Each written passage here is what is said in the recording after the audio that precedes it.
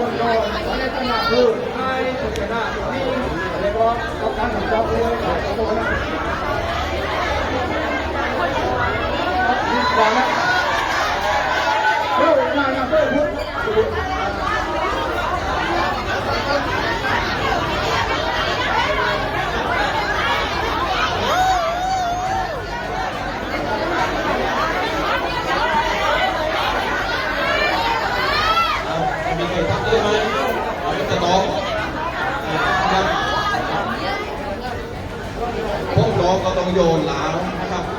ว่าตรงนี้คณะทำงานจะซ้อมนะครับ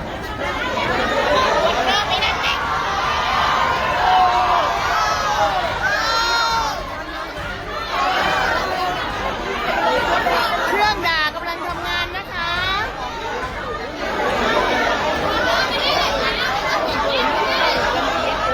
อย่าลืมกดไลค์ กดแชร์ กด Subscribe เพื่อไม่ให้พลาดเรื่องราวเด็ดๆกับทางคมสนลึกออนไลน์นะครับ